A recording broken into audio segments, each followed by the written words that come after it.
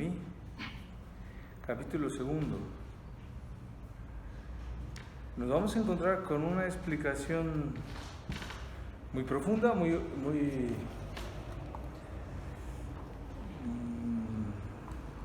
original. No quería usar este adjetivo porque lo voy a tener que usar ahora. Del pecado original.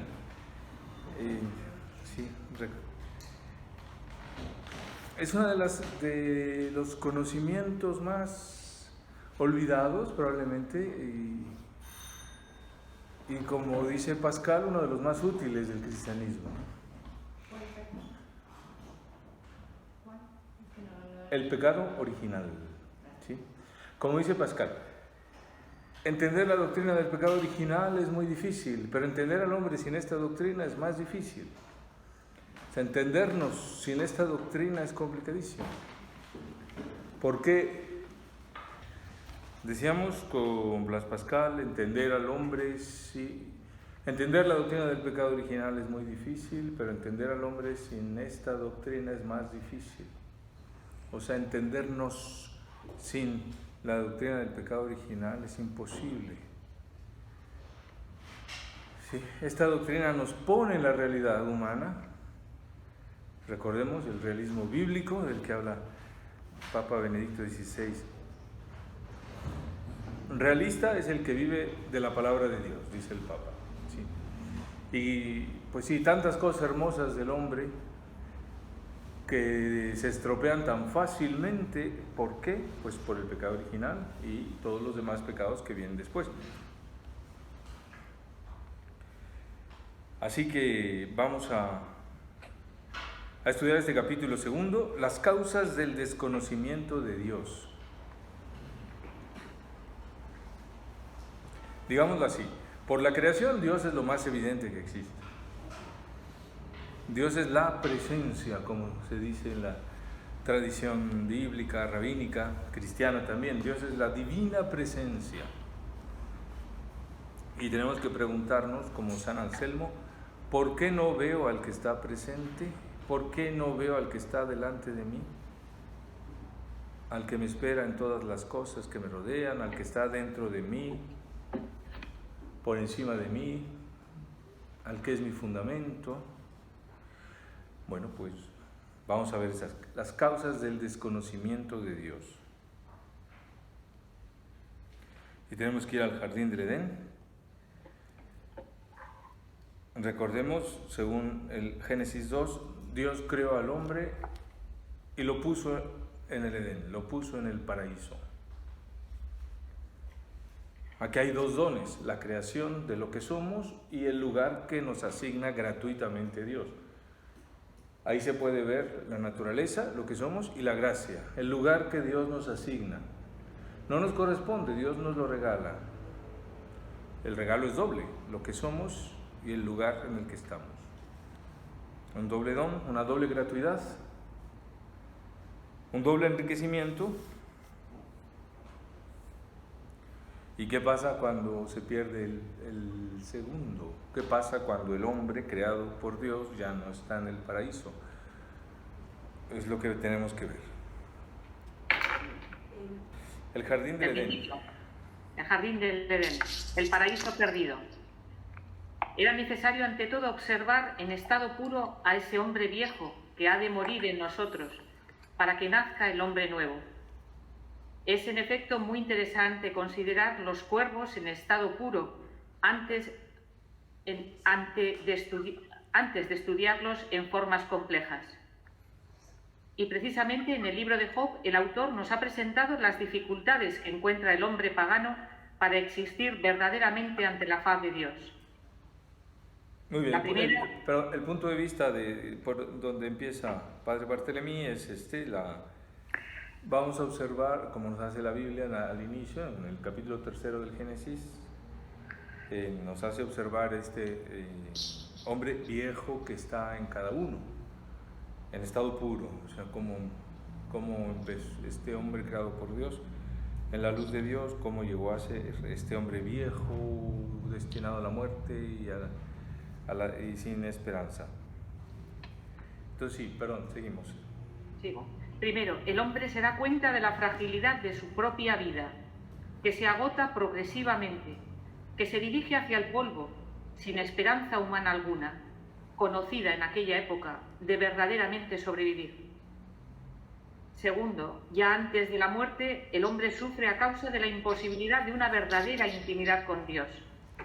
Al contrario, el contacto que se establece con Dios a través de un remordimiento torturante destruye desde ese mismo momento la esperanza del hombre, incluso la esperanza de poder por lo menos ser justo, porque ignora incluso las condiciones en las que Dios plantea el problema de la justicia del hombre. Muy bien, entonces un doble acercamiento al hombre viejo. El hombre frágil experimenta una gran tristeza al ver que todo lo que lo constituye está destinado a la muerte. Sí, así es la percepción del hombre. Sí, por eso el paganismo dice, Henri de Lubac, es grande pero triste. La visión del hombre antiguo es grande pero triste, porque todas las grandezas que podamos describir terminan en nada. Y después el contacto con Dios. ¿Es posible acercarse a Dios?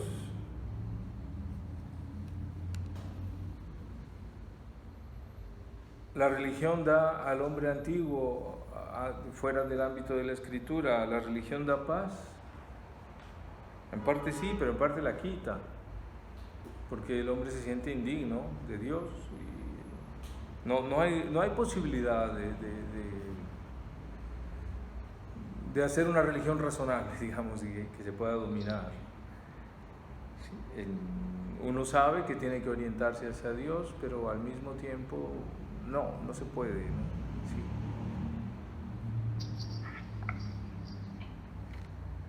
Vamos a seguir, por favor. Sí. Dios rechaza al hombre tras haberle desfigurado.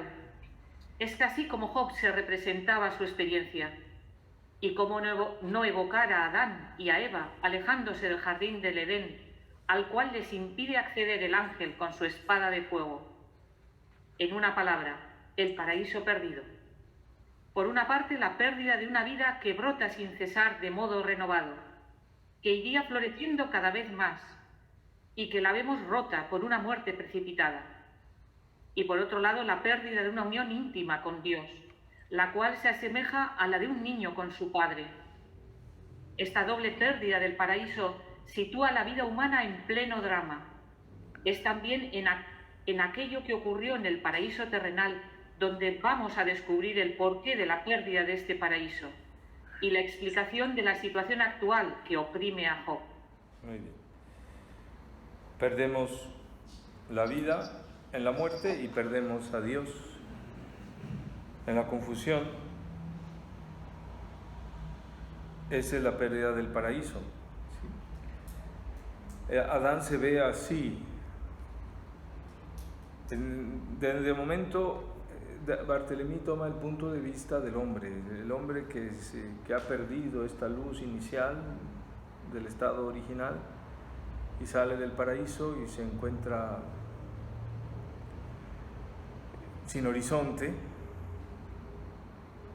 Sí, poco a poco iremos viendo el punto de vista de Dios. Sí. O sea, una cosa es cómo Dios ve al hombre, cómo el hombre se ve a sí mismo en la confusión del pecado, en la expulsión del paraíso, y otra cómo Dios lo ve. El capítulo de Barthélemy es genial, es una obra de arte. Se mezclan las dos visiones y así se va haciendo luz, la luz de la salvación. Pero es necesario encontrar a este hombre que se siente así, Adán y Eva llorando, alejándose del paraíso, ¿sí? Un lamento de lo que no tiene remedio, el paraíso perdido. Vamos a la figura de las cisternas agrietadas de Jeremías. Las cisternas agrietadas. Pero antes de abordar el relato de esta aventura del paraíso terrenal, vamos a encontrar ya una orientación en un texto muy corto de Jeremías 2:13, en el que Dios habla por boca del profeta. Me han abandonado a mí, la fuente de agua viva, para excavarse cisternas agrietadas que no pueden retener el agua. Es el tema fundamental. ¿Por qué en la actualidad el hombre está en la desolada situación de Job? Es porque ha abandonado la fuente de agua viva. Es querer tener su vida por sí mismo, en sí mismo, no depender de una fuente exterior. La fuente de agua viva es aquello de lo que el hombre extrae una vida siempre renovada. Las cisternas excavadas que no retienen el agua, porque el agua se filtra, es por el contrario la porción de vida acaparada por el hombre en un intento de autonomía. Pero no es ya agua viva, ya no es la vida que se renueva hasta saciar. Es un agua muerta, es una vida abocada a la muerte. E incluso hay que decir que el hombre que se separa de la fuente de agua viva ya está muerto, porque ya no tiene la esperanza de la renovación constante de la vida en él.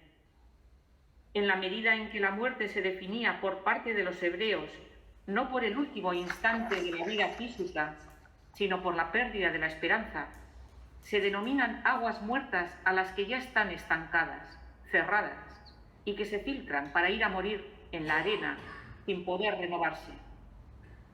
No es la fuente de agua viva la que se ha desviado, ni la que ha abandonado al hombre. Jeremías nos lo dice. Ellos me han abandonado, a mí, que soy la fuente de agua viva. A mí, a Dios, me han abandonado. Esto nos indica que si el hombre en la actualidad no tiene en sí vida y no tiene ya esa intimidad con Dios, es Él el que le ha abandonado. Pero esto no hace sino trasladar la pregunta: ¿por qué ha abandonado el hombre la fuente de agua viva? ¿Por qué ha abandonado a Dios? He aquí el preciso momento en el que, para obtener una respuesta a esta pregunta, hemos de abordar el relato del paraíso y de la caída. Muy bien. Aquí vemos sobre todo en este apartado de las cisternas agrietadas el punto de vista de Dios. Sí. Es el hombre el que se aleja de Dios. A Dios le duele. No es él el que se retira. Es el hombre el que ya no puede estar cerca de Dios, ya no encuentra la manera, ya no quiere. Sí, entonces busca cómo vivir, cómo darse a sí mismo vida y no lo consigue. Todos los esfuerzos de las religiones, todos los esfuerzos de las filosofías y de búsqueda de una trascendencia tienen algo de esto, ¿sí? Un intento de remedio, de restablecer una fuente de vida a partir del acto religioso, o sea, a partir del hombre religioso o mediante una sabiduría a partir del acto filosófico, ¿sí?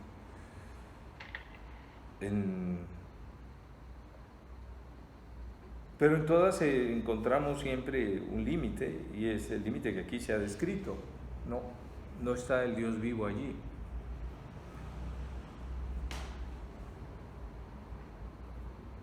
No se puede restablecer de parte del hombre la fuente de agua viva. Se tiene que ir al agua viva real, que es Dios mismo. Esto es lo trágico. El hombre sigue siendo religioso,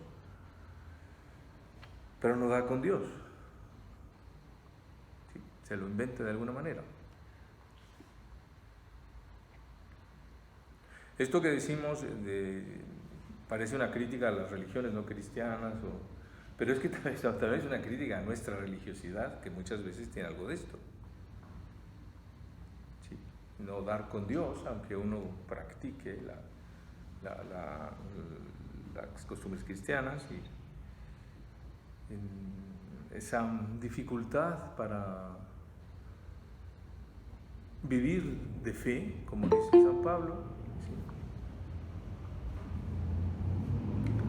Para no simplemente aceptar que Dios existe y aceptar las verdades del cristianismo y aceptar el credo, sino para vivir de ella. O sea, esa experiencia de la fe como fuente de agua viva, como aguas cristalinas, dice el poema de San Juan de la Cruz, el cántico espiritual, ¿no? Cuando explica qué significa la fuente cristalina, en el poema dice que son los artículos del credo. Cada uno de ellos debería ser experimentado por el creyente como fuente de agua viva. Creo en Dios, Padre Todopoderoso, creo en Jesucristo, nuestro Señor Jesús, creo en Jesucristo y su único Hijo, nuestro Señor, que fue concebido. Cada uno de estos artículos de fe, según San Juan de la Cruz, tendría que ser experimentado así, como fuente de agua viva. Por eso no es, digamos, una crítica unilateral a los esfuerzos religiosos de los hombres, sino a la condición humana en general, que también nos afecta a los cristianos. Si bien tenemos el gran recurso de la revelación de Dios para volver a la fuente de agua viva que es Él. Muy bien, entonces, si no hay algo que decir, vamos al relato del paraíso y la caída. Empieza un análisis maravilloso, primero el relato entero, que son 11 versículos del capítulo 3 del Génesis, y después el comentario detallado de los distintos elementos que hace el padre Barthélémy. Vamos, el relato del paraíso y de la caída. Por favor. Este relato, Génesis 3, del 1 al 11, bajo su apariencia infantil y figurada, es muy denso en significado. La serpiente era el más astuto de todos los animales del campo que el Señor Dios había hecho. Y dijo a la mujer: así que Dios los ordenó que no comierais de ningún árbol del jardín. La mujer le respondió: podemos comer los frutos de todos los árboles del jardín, pero respecto del árbol que está en medio del jardín, Dios nos ha dicho: no comáis de él ni lo toquéis, porque de lo contrario quedaréis sujetos a la muerte. La serpiente dijo a la mujer: no moriréis. Dios sabe muy bien que cuando comáis de ese árbol, vuestros ojos les abrirán y seréis como dioses, conocedores del bien y del mal. Cuando la mujer vio que el árbol era apetitoso para comer, agradable a la vista y deseable para adquirir discernimiento, tomó de su fruto y comió. Luego se lo dio a su marido, que estaba con ella, y él también comió. Entonces los ojos de los dos les fueron abiertos y descubrieron que estaban desnudos. Por eso se hicieron unos taparrabos, entretejiendo hojas de higuera. Al oír la voz del Señor Dios que se paseaba por el jardín, a la hora en que sopla la brisa, se ocultaron de él, entre los árboles del jardín. Pero el Señor Dios llamó al hombre y le dijo: ¿dónde estás? Oí tus pasos por el jardín, respondió él, y tuve miedo porque estaba desnudo. Por eso me escondí. Él replicó: ¿y quién te dijo que estabas desnudo? ¿Acaso has comido del árbol que yo te prohibí? Muy bien, el relato aquí está. Apariencia infantil y figurada, sí, es un cuento.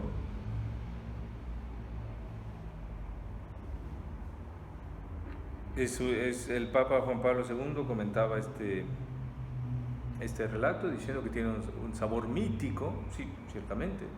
Sí. Eso pues no debería asustar a nadie, ¿no?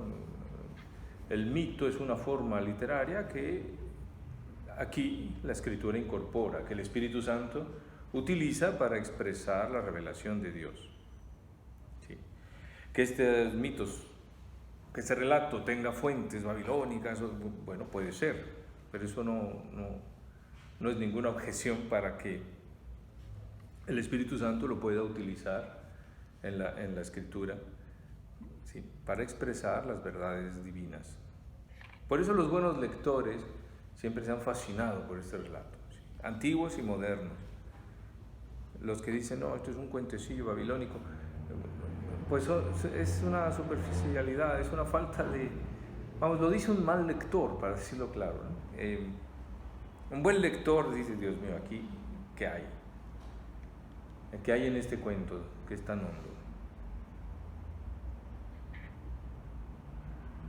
Por eso es un lugar común, no solo en la teología cristiana, también en la filosofía moderna incluso. Es un lugar al que hay que volver.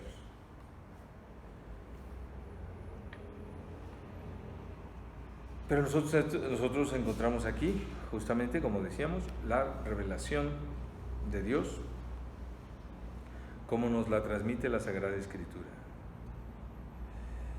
Entonces, ¿podemos seguir?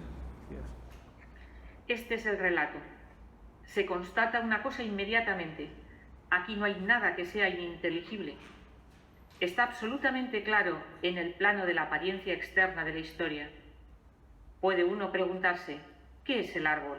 ¿Qué es la serpiente? ¿Cómo es posible que el hombre esté abocado a la muerte?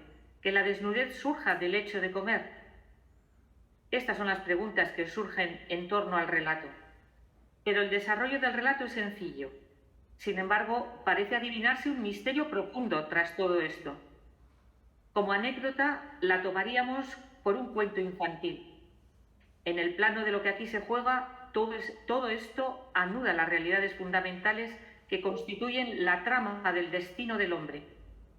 Si se le quieren hacer preguntas al texto, antes hay puntos que aclarar y también movimientos del alma que hace falta comprender. Ante todo hay que aclarar algunos puntos fijos. El relato menciona más arriba, en 2.9, dos árboles. El árbol de la vida, del que el hombre podía comer, que no estaba prohibido, y el árbol de la ciencia del bien y del mal, que estaba prohibido. Muy bien, entonces lo primero, los árboles del paraíso, que son dos, ¿o son uno? De momento son dos, según Génesis son dos.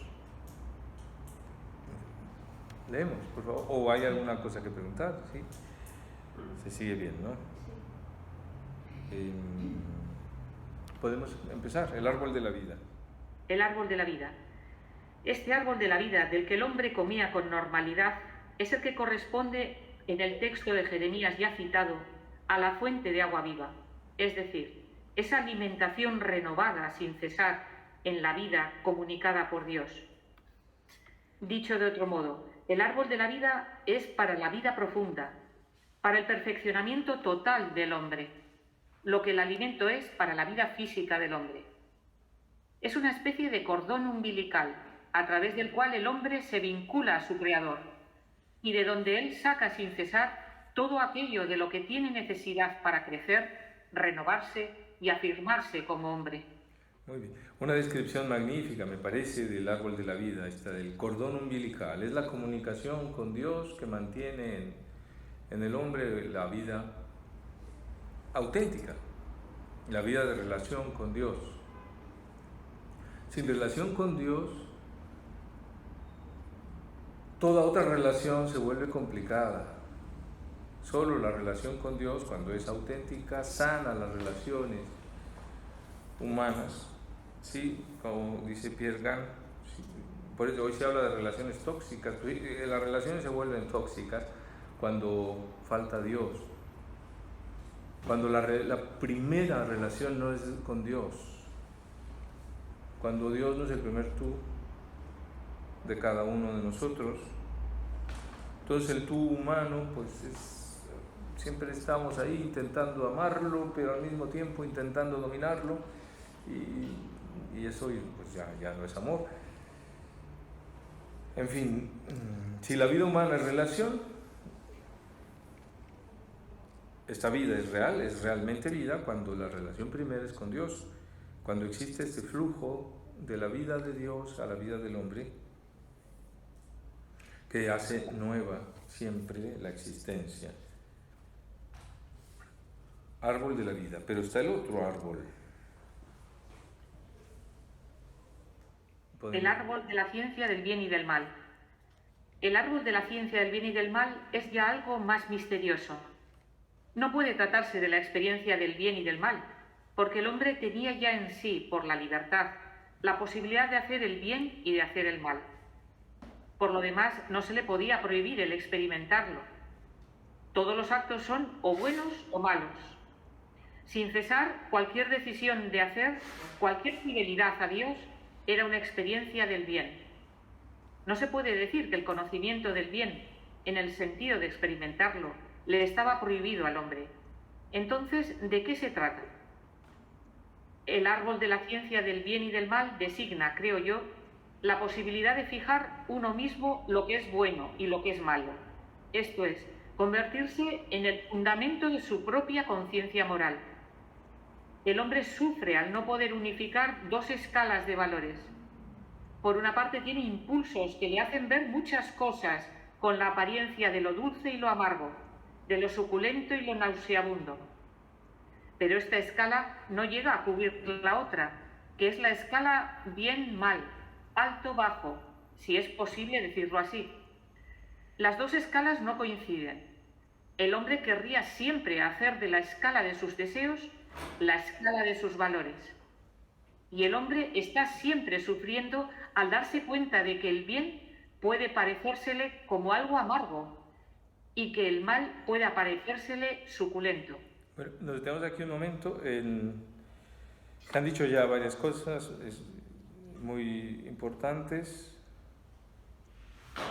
Al principio de este párrafo que estamos leyendo se dice: el árbol de la ciencia del bien y del mal designa, creo yo, la posibilidad de fijar uno mismo lo que es bueno y lo que es malo. Esto es, convertirse en el fundamento de su propia conciencia moral. Esto es el pecado original. Yo defino lo que es bueno, yo defino lo que es malo. No lo recibo, no recibo el bien de la fuente del bien absoluto, que es Dios. Tú eres el bien, todo bien, sumo bien, Señor Dios vivo y verdadero, dicen las alabanzas del Dios Altísimo de San Francisco de Asís. Tú eres el bien, todo bien, sumo bien. Este reconocimiento, esta adoración de Dios es la que aquí se pierde. Hay muchas cosas buenas en este mundo y el hombre puede antojársele definir él mismo lo que es bueno y lo que es malo. Convertirse él mismo en el fundamento de su propia conciencia moral.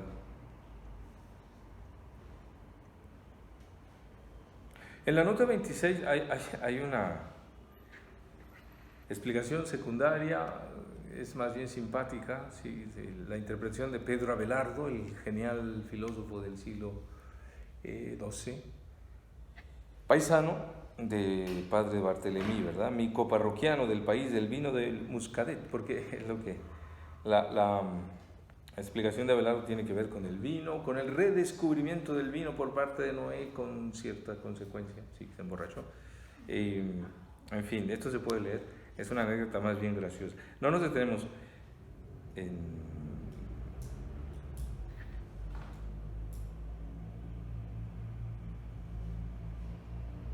en fin, la explicación de Abelardo que va también por el lado de los desajustes de la sexualidad después del pecado. No es la explicación esencial para Barthelemy, lo pone aquí como, pues porque es su paisano y porque eso del vino tiene una constante en la escritura. En fin, el problema fundamental es querer uno mismo hacer su propia escala,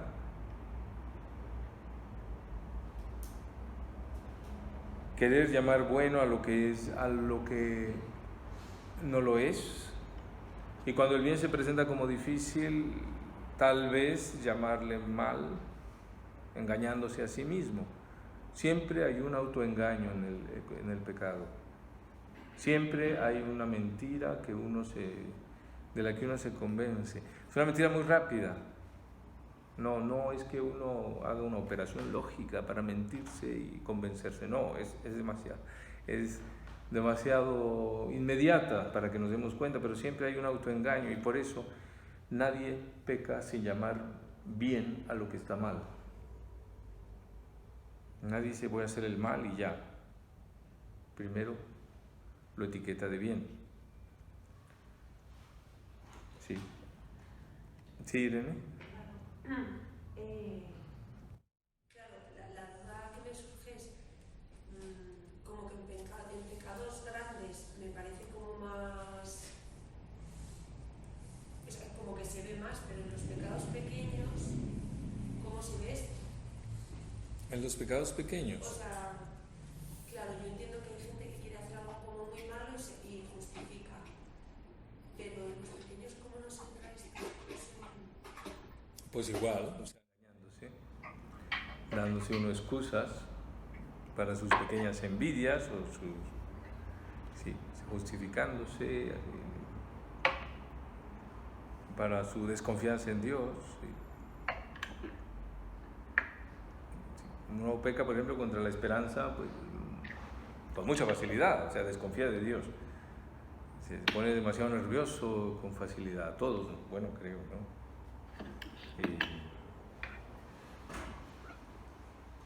Bueno, pues hay que reconocerlo así, me falta esperanza, ¿no? Y ya, sí, sí. Y eso es lo que destruye la mentira y lo que posibilita que entre la luz en donde la mentira no la dejaba entrar. ¿Sí? Pero si uno se afirma en su propia escala, pues entonces el engaño crece. La tentación consiste en que el mal, la tentación, no el pecado, en que el mal aparece como apetecible, cuando no lo es en sí.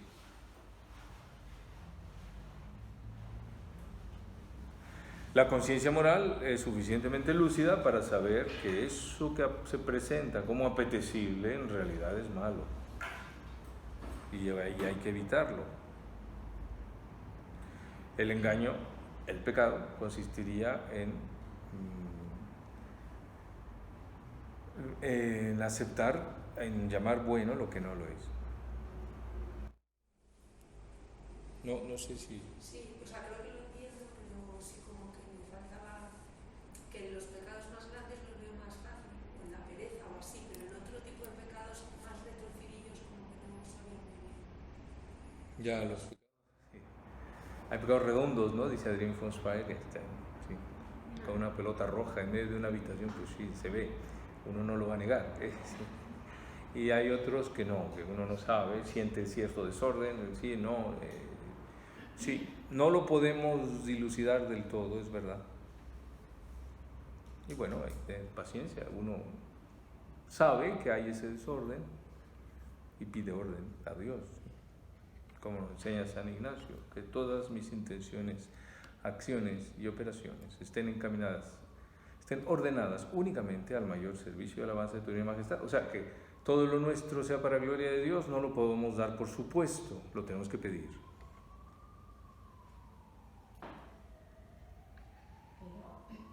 Es que, entrando un poco lo que dice Irene, es verdad que los pecados que no son tan evidentes, no son los... Redondos. Exactamente. Son más difíciles de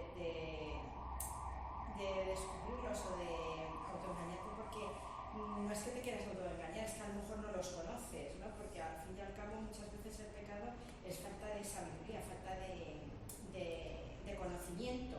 No solo. Estoy pensando, ¿se oyen las preguntas, chicos?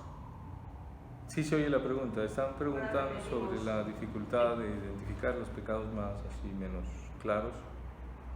Sí.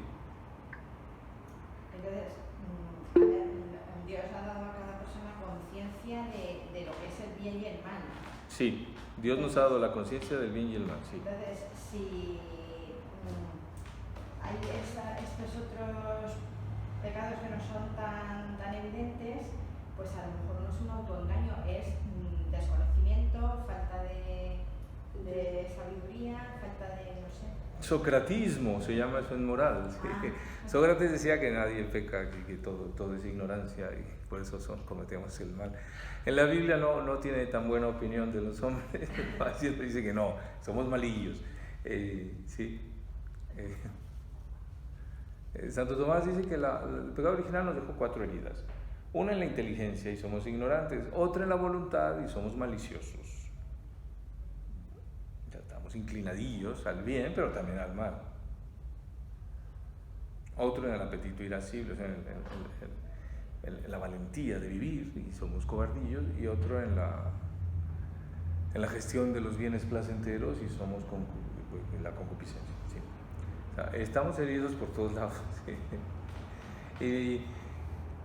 Y si es nuestra buena voluntad, pues yo no me fiaría mucho, ¿no? Me refiero a mí. Es que no sabía, bueno, ¿en qué momento entristecía al Espíritu Santo, como dice San Pablo? ¿En qué momento no deja entrar su luz? Pues no sabemos. Esto se sabe solo al conocer la gracia de Cristo. O sea, es tan abundante la luz de la fe, la fuerza de la esperanza, la hondura de la caridad, son tan hondas que uno se sabe muy mal gestor de la gracia. Y entonces cuando uno, pues, sí, reconoce con cierta facilidad todos esos pecados que no puedo nombrar, y no hace falta, ciertamente no hay que estar identificando todo eso, no se puede, no podemos, ninguno puede. Todo eso pues se confiesa así como uno puede, pero como uno alcance a decirlo con la ayuda de Dios. ¿Sí? Pero sí es bueno reconocer que con la ayuda de la gracia, o sea, a la luz de la salvación que se me ofrece, reconocer lo mal que respondo a ella. Y allí es cuando todo esto se hace muy evidente. ¿Sí? El moralismo consiste en fijar mucho las leyes. Mortal, venial. Mortal, no he llegado. Venial, pues algunos, sí, pero luego creo que son más bien imperfecciones, ¿sí? Como en la moral clásica. Todo eso es verdad, existe el pecado mortal, existe el pecado venial, pero no ayuda mucho, dice Santa Teresa de Jesús, a iluminar la propia conciencia. ¿Sí, no? Quizá, por decir, el criterio no sería lo que acaba de decir de San Ignacio, sí. Si se hacen para mayor gloria de Dios, porque normalmente lo hacemos, incluso las cosas que creemos que las hacemos para bien de otro, al final pues hay una vanagloria o hay no se hacen para mayor gloria de Dios sino propia. Exactamente. No sé cómo decir. Sí. Sean pequeñitos o sean grandes, me da igual, no sé, ¿no? Sí, es un modo de ir al fondo. ¿Qué busco? ¿La gloria de Dios? Espero que sí, pero sé que no siempre, ¿no? Además, todo esto siempre lo vivimos en esperanza, o sea, no podemos garantizar que realmente queremos alejarnos del pecado, queremos vivir en obediencia a Dios. Esperamos que así sea, esperamos en su gracia, y entonces de ahí viene la paz, de la esperanza. No de la certeza de que yo no he cometido esos pecados que otros cometen, ¿no? Ese es el error del fariseo, que según la parábola de Jesús está satisfecho de que no es malo como el publicano que está detrás.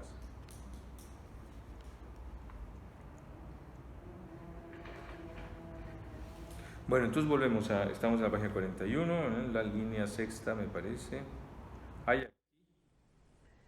Hay aquí una especie de paradoja y es en el hombre una tentación perpetua, la de decirse: pues bien, en adelante yo voy a decir lo que para mí es apetecible, y lo llamaré bien, y lo que para mí es amargo, que lo llamaré mal. He aquí la tentación de Adán, y la prohibición que le impuso Dios a Adán era precisamente la de traspasar ese límite, la de decidir sobre el bien y sobre el mal en función de sus gustos y apetencias. Imaginad en efecto un niño de 4 o 5 años que decidiese un buen día que todo aquello que le parece suculento está bien, y que todo lo que le parece amargo está mal, y que siguiera por ese camino en total independencia.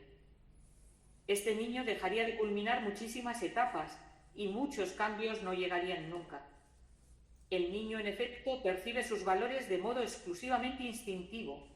No puede imaginar, no puede darse cuenta de aquello que un ser adulto que le quiere, sabe y descubre por experiencia, aquello que es de verdad su bien y su mal. Sí, de esto tenemos todos experiencia, ¿no? Los niños que en algún momento no hicieron el sacrificio que era necesario, pues empieza el fracaso escolar, empieza la complicación de la vida, se enreda todo, Bueno, el fracaso escolar puede tener muchas causas, no solo, sí. Pero bueno, una puede ser esa, ¿no? Que este niño, pues quizás nosotros recordamos momentos decisivos de nuestra infancia en donde tuvimos la gracia de Dios de decir, bueno, aquí hay que sacrificarse. No puedo seguir haciendo mi capricho. Sí. Pues así, por eso el ejemplo es pertinente, porque creo que todos lo conocemos, es por experiencia propia y ajena. Quiero notar que las notas de Barthélemy son luminosas, no nos detenemos en todas, son importantes, casi todas remiten a notas de la Biblia de Jerusalén, de la que él es uno de los autores, ¿no? Bueno, sí. Bueno, el autor de la Biblia es Dios, pero es uno de los editores, traductores, revisores.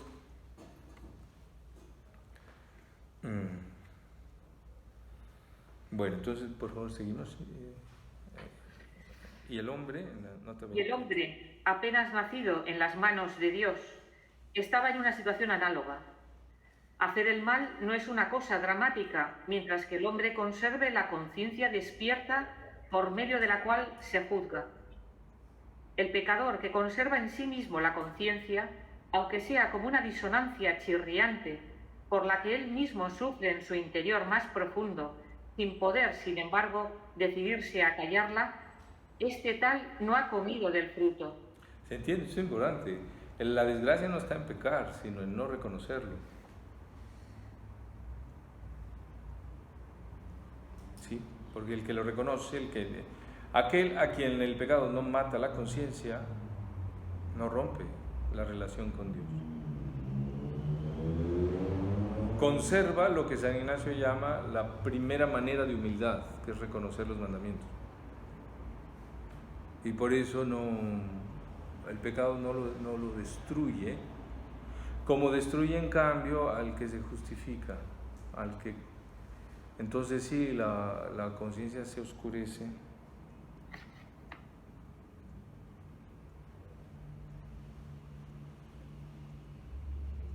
Sí, quisiera recordar una frase de San Bernardo que repito mucho, espero no haberla dicho en este seminario todavía. San Bernardo, predicando sobre las llagas de Cristo, dice: si cometo un gran pecado, tendré que arrepentirme, pero no perderé la paz. Sí, un gran pecado, no perderé la paz. Está predicando sobre las llagas de Cristo. Sí. Digamos que para San Bernardo, una cosa es ser pecador y otra ser hereje. O sea, si además de pecar niego el poder de las llagas de Cristo, pues se complica mucho el asunto.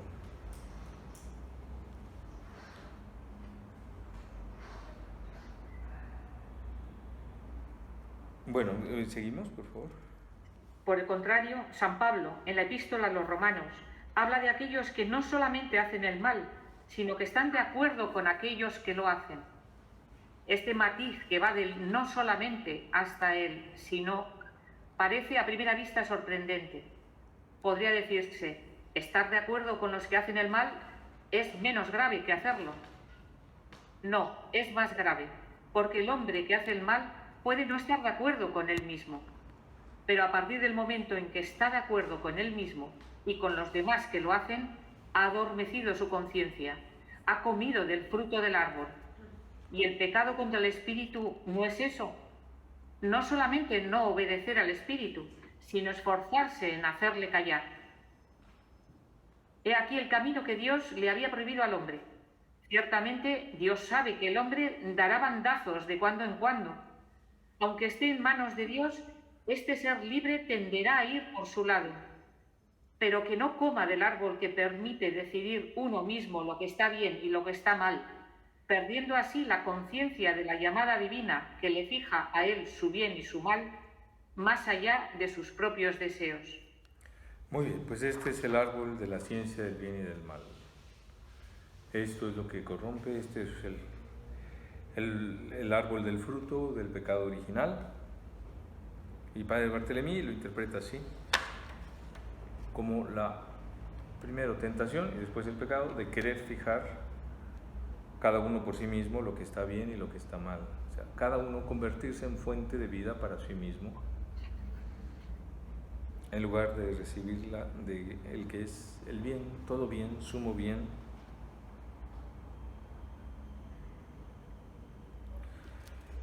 Pasamos a la táctica del tentador, la fineza de Padre Barthelemy. ¿Y cómo fue tentado el hombre? Aquí abordamos el análisis de aquellos movimientos del alma en los que se articula la tragedia del Edén. Pero antes hay que hacer notar que no es el varón, sino la mujer la que fue tentada. Y vamos a ver cómo eso tiene sus consecuencias. La serpiente, pues, entra en escena. Antes que nada, el tentador. No preguntemos, ¿el tentador es un ángel? ¿Por qué tienta? Aquí la Biblia no nos da las señas de identidad del tentador. Dice que hubo un tentador y lo describe como astuto. Esto ha de ser suficiente para el relato. El tentador interviene y comienza por desfigurar la orden de Dios, no disminuyéndola, sino aumentándola. Entonces Dios ha dicho, no podéis comer de ningún árbol del jardín. Estas palabras siembran la inquietud en Eva. ¿Acaso habré entendido yo mal cuando he creído que se podía comer de todos los árboles, salvo del que está en el medio? Pero ella se resiste a lo que se le sugiere y rectifica, haciendo honor a Dios, porque no quiere que parezca un terrible déspota. No, no ha dicho eso. Ha dicho, podéis comer de todos, pero del árbol que está en el medio, de ese no comeréis. No lo tocaréis, so pena de morir. Y la pobre Eva, impresionada por la orden de Dios, añade, y no lo tocaréis, que Dios no había dicho. Dios solamente había dicho, no comeréis del árbol. Pero ella se dice, para llegar a no comer, lo más sencillo es no tocar siquiera. Sin embargo, hay un efecto secundario de esta precaución, que es el de crear un aura imaginativa alrededor de la prohibición de Dios, que ocupa así un lugar de mayor importancia en su preocupación de conciencia. La serpiente ha logrado su primer objetivo, hacer que la mujer se obsesione con la prohibición. Muy bien. Creo que el análisis es muy fino. Sí, como primero la exageración del demonio, de la serpiente, ¿sí? No podéis comer de este árbol, de ninguno de los árboles.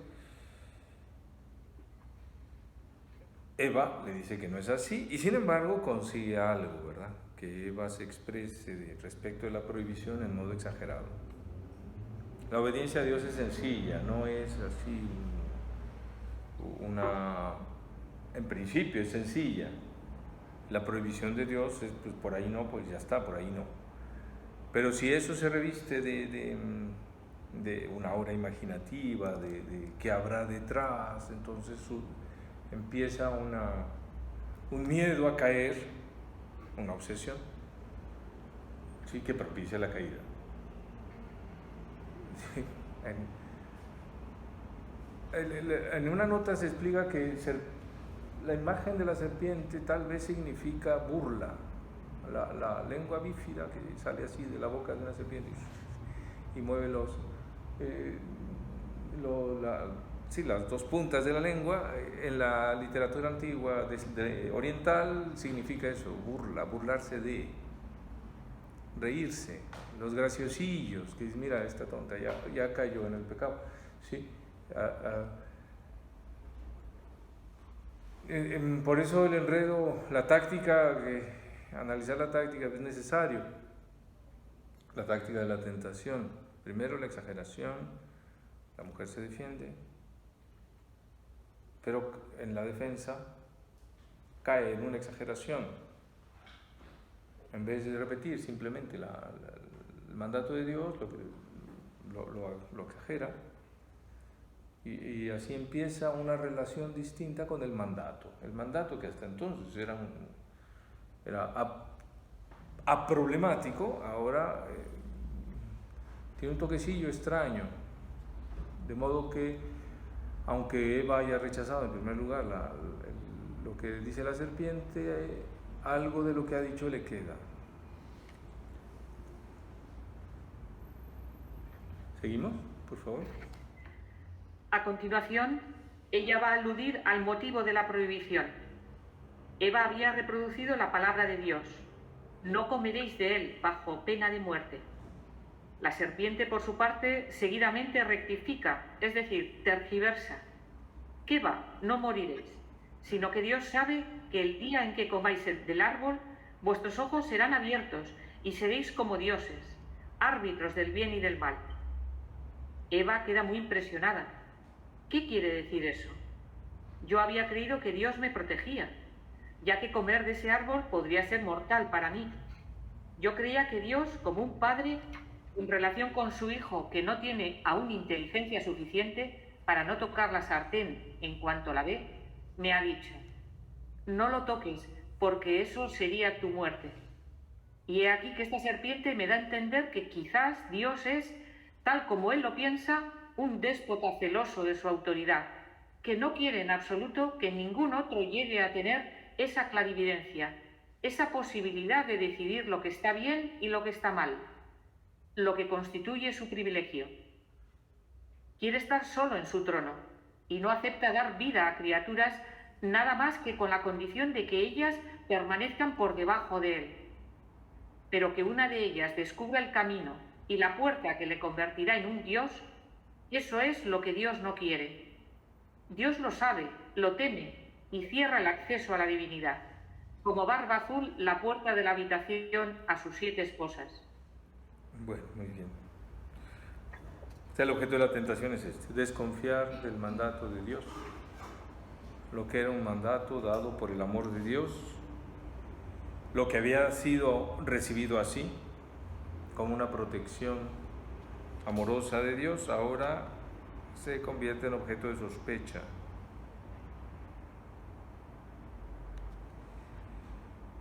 Y la tentación es esta.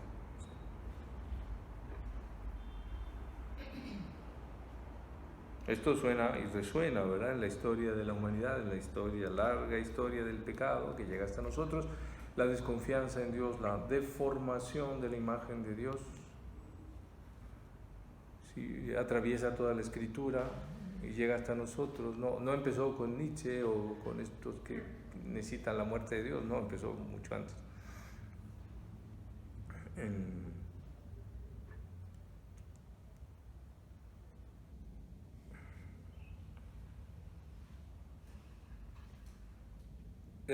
Simplemente es importante notar el cambio,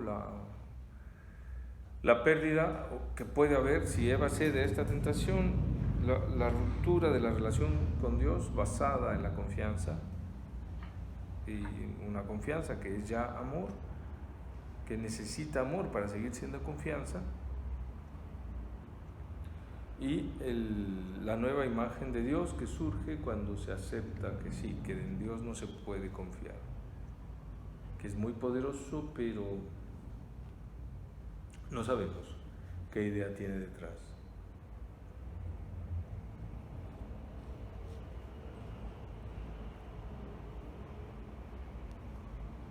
Seguimos leyendo. Del árbol a los labios. O sea, Así pues Eva está inquieta. Vamos a ver, ¿es esta serpiente mal hablada la que tiene razón?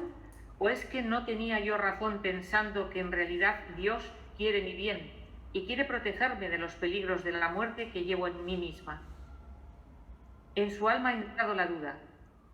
¿Es responsable de ello? Es la serpiente la que ha sembrado la duda en su alma. Es el tentador. Pero quisiera aludir aquí a una reproducción literaria de este estado de Eva durante la tentación, una descripción genial que hace C.S. Lewis en su libro Perelandra.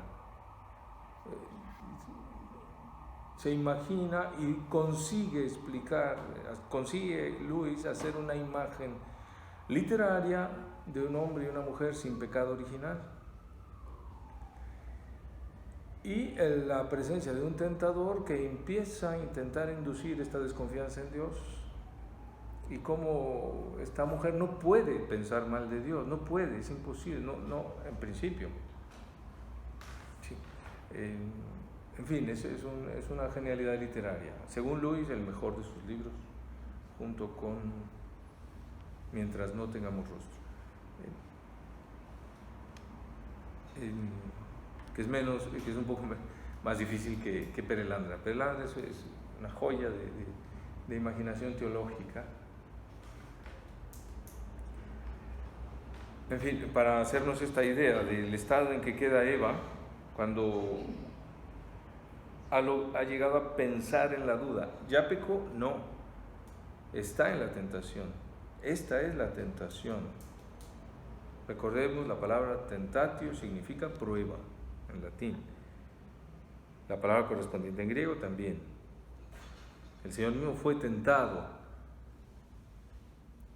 según los evangelios sinópticos. Entonces, la tentación no es pecado, que a uno se le ocurran tonterías, no es pecado, pero que se hace entonces.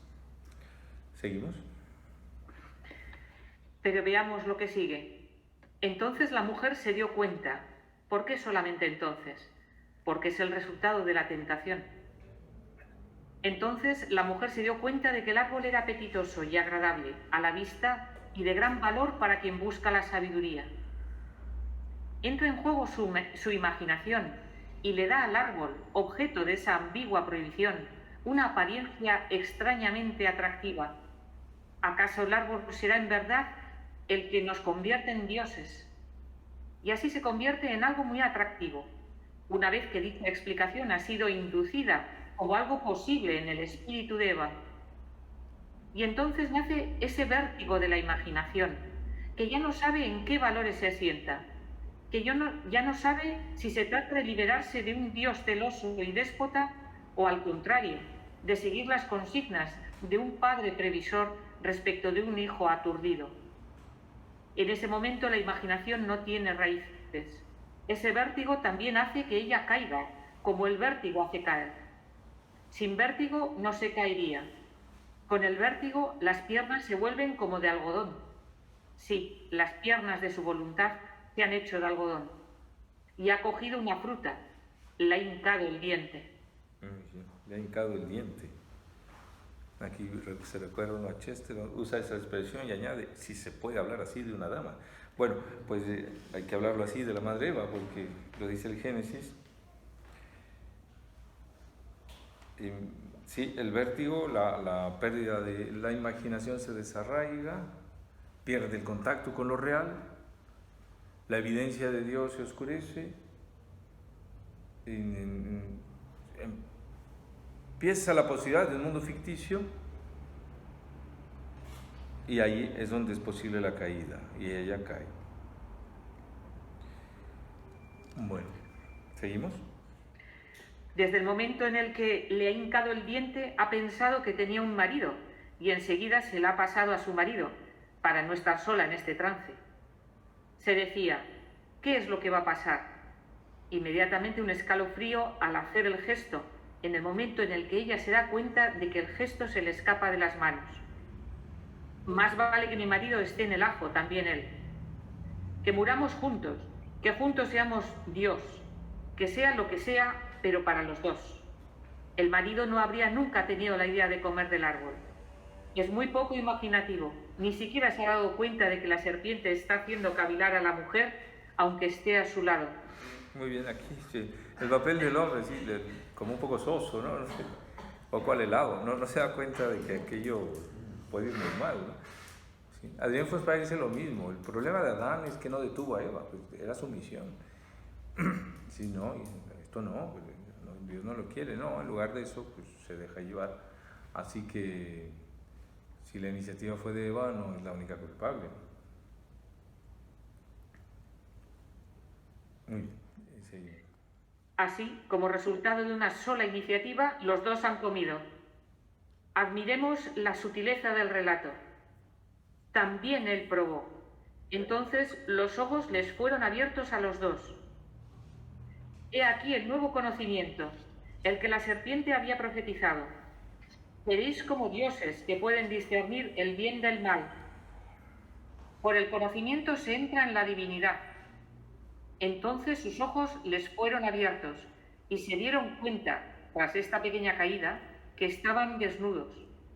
Sí, ha habido un nuevo conocimiento, pero completamente distinto del que ellos habían esperado. Ok, sí, el nuevo conocimiento es esta desnudez, que como verán más adelante significa una pérdida de la luz, del paraíso. Sí, lo que era luminoso ahora no lo es. Bueno, eso lo explica en el siguiente apartado. No sé si hay algo que decir.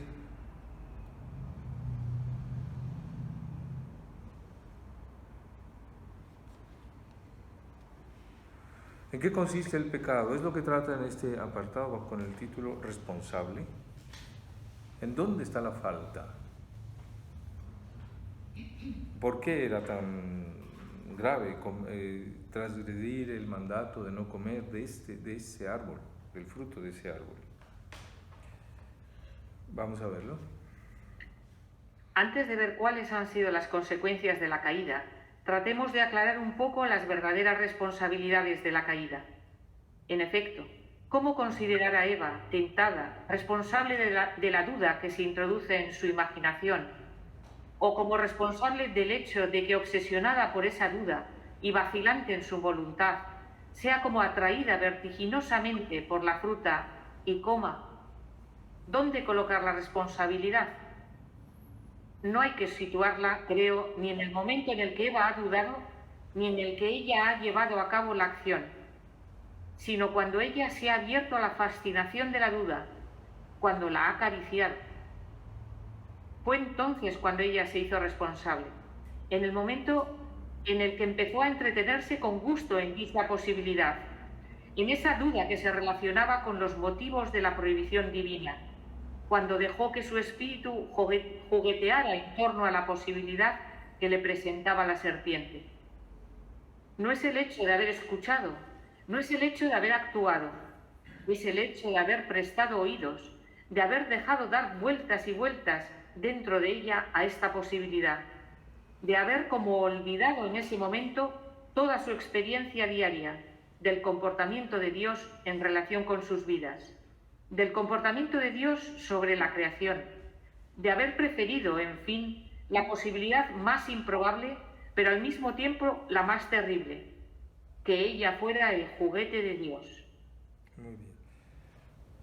Es muy precisa la descripción. El pecado no está en la tentación, o sea, en dudar, o en el planteamiento de la tentación, inducido no por ella, sino por la serpiente. Tampoco está en el acto de comer, porque cuando come ya pecó. El pecado está antes de la acción y después de la tentación, pero antes de la acción. El momento en la fascinación de dudar de Dios. En el momento en que el espíritu humano crea un mundo sin Dios, o deforma a Dios para inventarse un mundo propio. ¿Y eso siempre es así? Eso sigue siendo así. Cualquier otra cosa, cualquier otro caso. Sí, pregunta Antonio si eso sigue siendo así. Me parece que sí, siempre. A una alternativa a Dios, al mundo real, al realismo bíblico, al realismo del amor de Dios, al realismo de la importancia del mandato de Dios, en este caso una prohibición. Una alternativa a eso, ese es el engaño que hay en todo pecado. Sí, no siempre es tan claramente consciente, pero sí, en algún nivel de la conciencia sigue actuando. Sí, Una duda sobre Dios que acariciamos. ¿Cómo? Es bastante preciso el abrirse a la fascinación de la duda. Eso es muy preciso, ¿no? Es muy preciso, sí. Es muy preciso. Sí.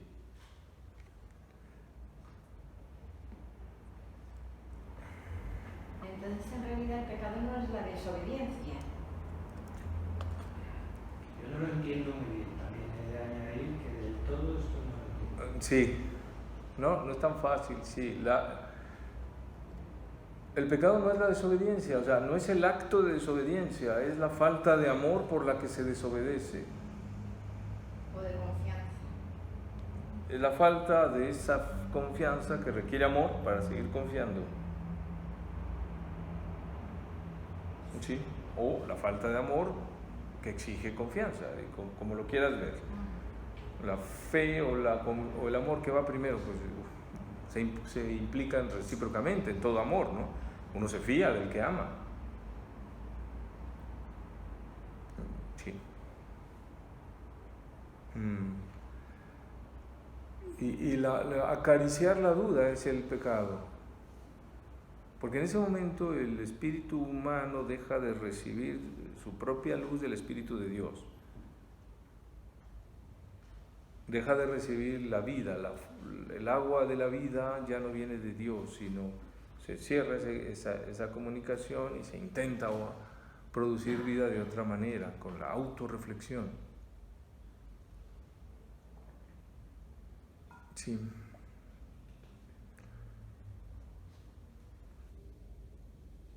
Lo que remedia la gracia del perdón de Dios es desbloquear de nuevo la comunicación. Sí. No sé, sí, uno tiene experiencias de eso,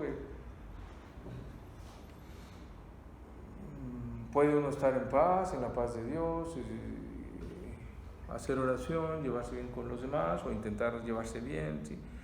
Y de repente, por algún motivo, se oscurece este ambiente.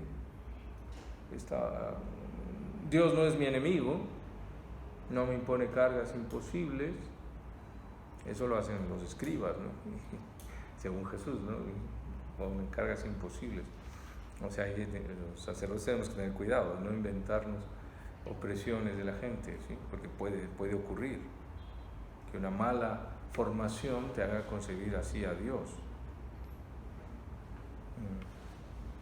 Pero la luz de la fe está en nuestra infancia física y en nuestra infancia espiritual, en donde acercarse a Dios es hermoso, es pacífico. Lo podemos decir, pues sí. Eso no es lo mismo que lo que ha salido antes, ¿no? Es la sospecha. No es lo mismo que la sospecha, pues se parece mucho, sí. Están muy relacionados, sí. Se induce una sospecha sobre Dios. Aquí lo que analiza muy finamente Barthélemy es el estado del espíritu humano que crea un mundo alternativo, una realidad que no es la realidad auténtica, la que Dios ha creado, la realidad de su amor, sino ese mundo ficticio en el que Dios no nos ama y en el que uno se tiene que buscar la propia felicidad, contando con un Dios poderoso que me la puede jugar o no, o negando que existe, pero ya da igual, porque no es el Dios verdadero.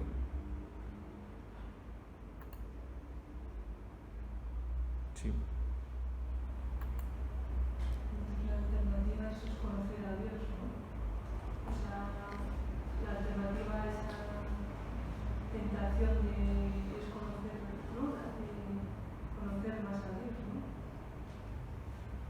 ¿no? La alternativa a la duda y como al origen del pecado es conocer a Dios en realidad, ¿no? Sí, pero no entiendo bien en qué sentido lo dices. El remedio de la tentación sería conocer al Dios verdadero. Sí. Exacto. Sí. Pero en el estado de tentación, Dios se ha oscurecido. A veces se puede explicar así: Adán y Eva están tranquilos en el paraíso. Dios es una evidencia.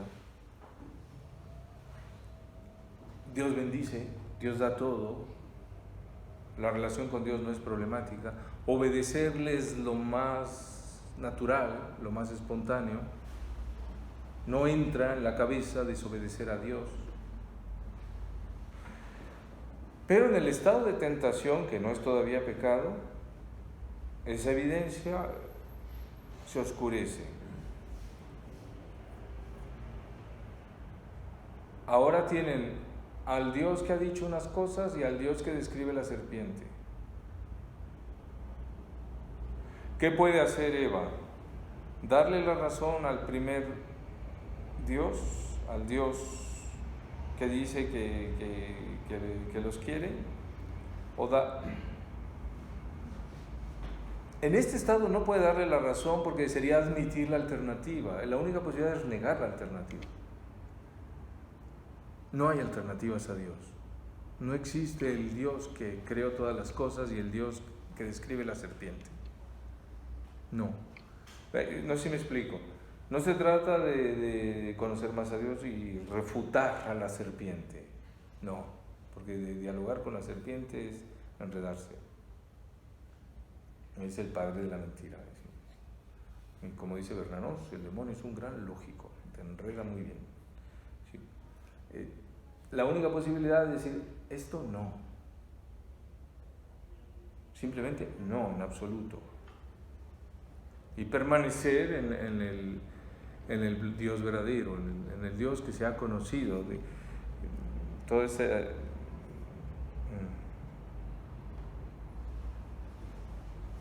esta experiencia que han tenido Eva antes en el paraíso, antes de la tentación.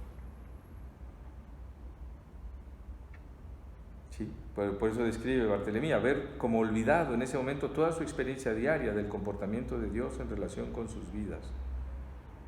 Sí, ha preferido pensar de Dios de otra manera, de cómo lo ha conocido.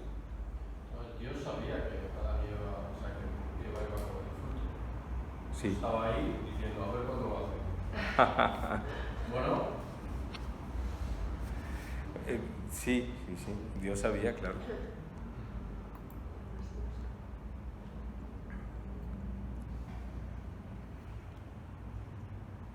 Muy bien, terminamos el apartado. Yo creo que es ahí exactamente donde se sitúa la falta, de la misma manera que, por ejemplo, para ciertas faltas de sensualidad, la responsabilidad mayor no reside ni en la imaginación inicial, ni en la oleada del deseo, ni tampoco, propiamente hablando, en el gesto de un deseo exasperado y de nervios a flor de piel que en algún momento puede salir como por sí mismo, sino entre las dos cosas, en el momento en el que la imaginación es como acogida, rechazada y finalmente aceptada. Ahí está el momento especialmente débil, en el que precisamente todavía hay libertad verdadera y donde un instante después no habrá ya libertad. Sin embargo, no ha habido gesto alguno, pero la acogida de una posibilidad se ha hecho como jugando. Y en ese juego, el elemento determinante reviste la forma de una especie de vértigo de lo peor. Muy bien. Sí, alguna cosa de la traducción no me queda del todo clara, pero sí se entiende, ¿no? El pecado de sensualidad que pone, pues sí, se puede explicitar un poco. El pecado no está en la tentación, sino en, como dice Baltasar, prestar la inteligencia y la voluntad a los instintos. O sea, el pecado no está en tener instintos y que los instintos funcionen y como funcionan, sino en entregar la inteligencia y la voluntad al instinto. Prestar, como dice como se hablaba antiguamente, prestar la parte alta del alma a la parte baja, en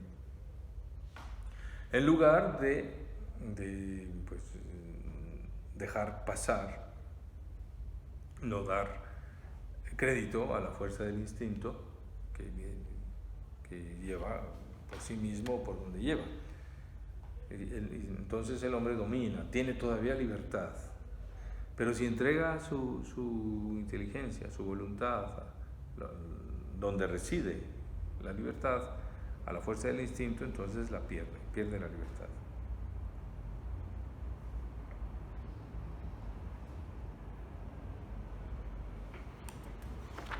Vamos a la cuestión de la desnudez, es muy importante, lo repite el relato. ¿Cuál fue la principal consecuencia de la falta? La desnudez, o más bien la toma de conciencia de esta situación. Se dieron cuenta de que estaban desnudos y reaccionaron vistiéndose. Cosieron unas hojas de higuera para hacerse unos taparrabos. Para comprender lo que la Biblia entiende por tal palabra, desnudez, es necesario tener en cuenta que en Israel esta palabra no tiene en absoluto las connotaciones que tiene en la cultura moderna. Nos sentiríamos inclinados a pensar, desnudez, atracción, pero a los ojos de un israelita de aquella época hace falta tener una mentalidad extraña para pensar así. Ellos piensan ante todo, desnudez, humillación, y más aún, desnudez, privación, es decir, encontrarse indefenso y desamparado ante una presencia peligrosa. En Israel hay una especie de miedo de violación ante toda desnudez física y aún más espiritual. Muy bien, esto es importante para entender el relato. En Israel desnudez no significa concupiscencia, no, significa rebajarse, pérdida de dignidad. En general en el mundo antiguo la desnudez no tiene el sentido que tiene hoy. Hoy estamos un poco malitos de la cabeza con este asunto del cuerpo, ¿no? Como dice aquí, hace falta tener una mentalidad extraña para pensar así. Hace falta ser muy raro para que uno le guste la pornografía. Sí. En el mundo antiguo, incluso uno muy lujurioso diría, pero ¿qué hacen viendo eso? Sí, un cuerpo real, no, eso no es un cuerpo real. El cuerpo, si es lo que quieres, pues el cuerpo real está por otro lado. O sea, la desnudez no significa, en parte porque no había privacidad, no existía la privacy. Entonces, pues, muchas cosas, además no había ropa. Si llovía, ¿qué hacía la gente? Yo lo he visto en pueblos antiguos, en pueblos muy pobres, pues se quitan la ropa, que si no se muere. La única posibilidad de la pobreza es esa. Sí. Se moja uno y luego se muere de frío, pues. En misiones, pues sí, eso sigue ocurriendo, y en el mundo antiguo mucho más. No había ropa para trabajar y había muy pocos cambios. Bueno, depende de la clase social, de la familia, del estatus social. Pero aún así, la desnudez significaba sobre todo este estado lamentable. Esto es lo que ocurre, quedan Adán y Eva en un estado lamentable. ¿Y en la desnudez espiritual? Esta desnudez del paraíso es sobre todo espiritual. Han perdido el atavío de la gracia, ¿sí? Han perdido el brillo y han quedado al desnudo en ese sentido. Toda la vergüenza de su bajeza está a la vista.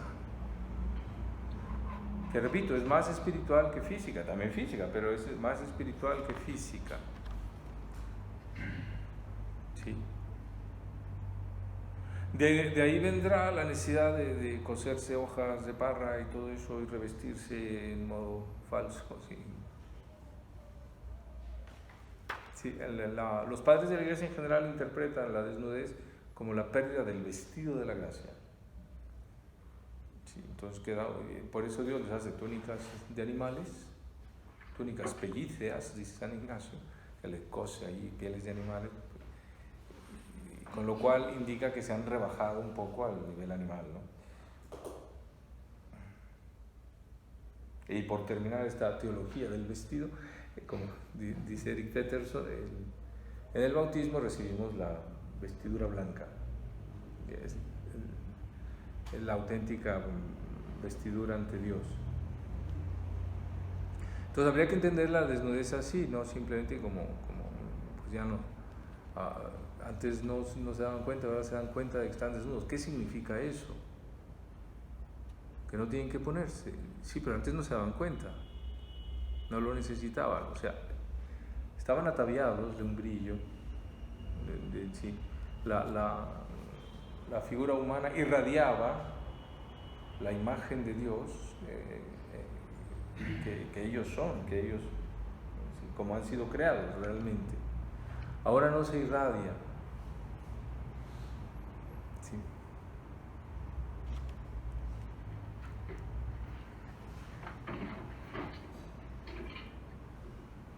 Seguimos leyendo.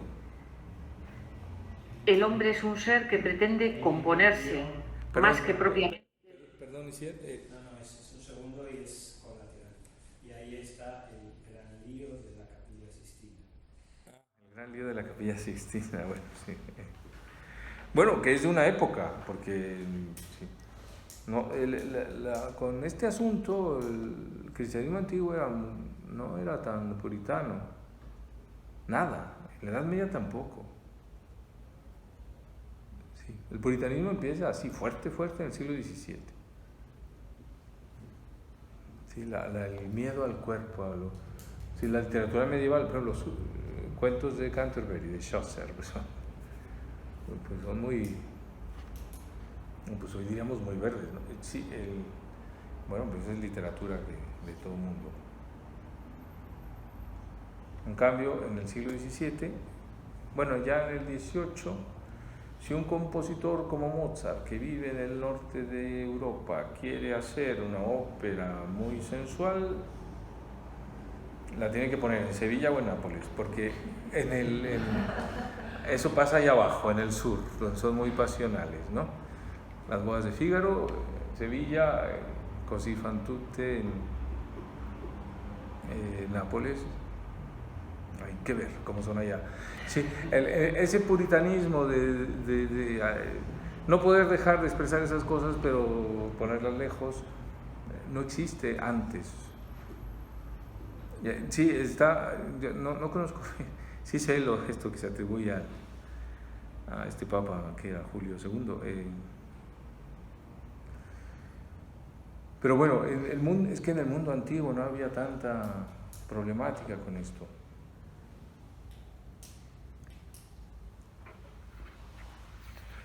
Había la problemática del paraíso, es así. ¿Seguimos? El hombre es un ser que pretende componerse, más que propiamente vestirse.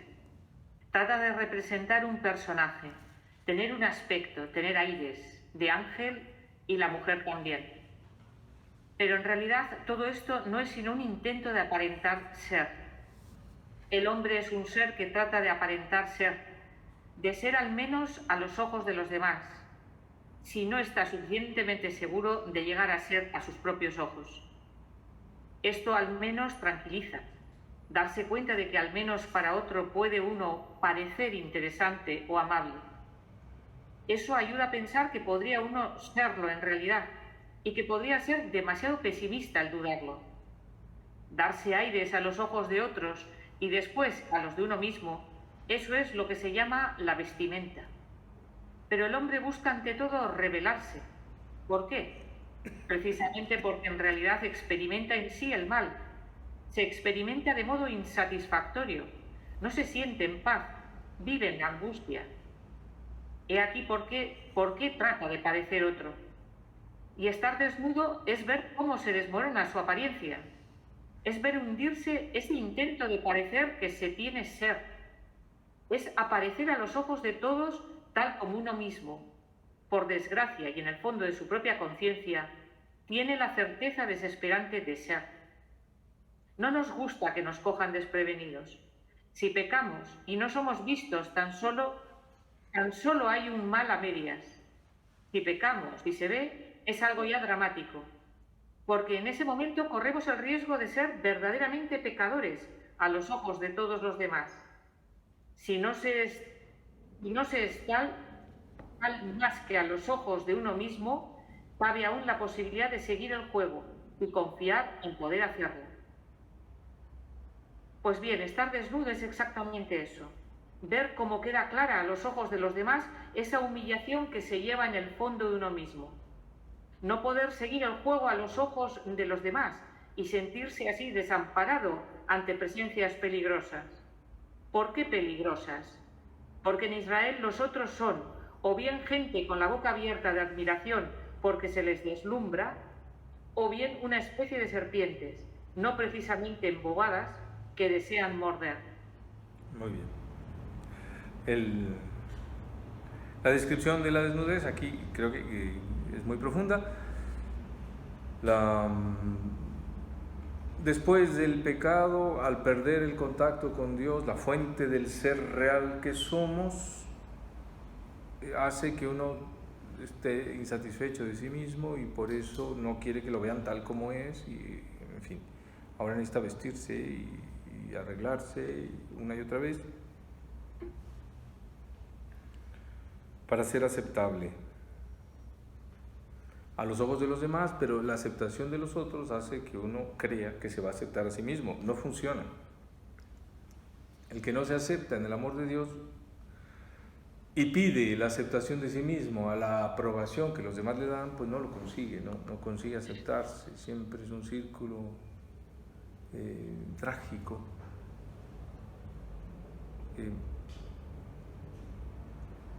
En fin, esta sería la desnudez, la exhibición de nuestro ser como somos sin Dios.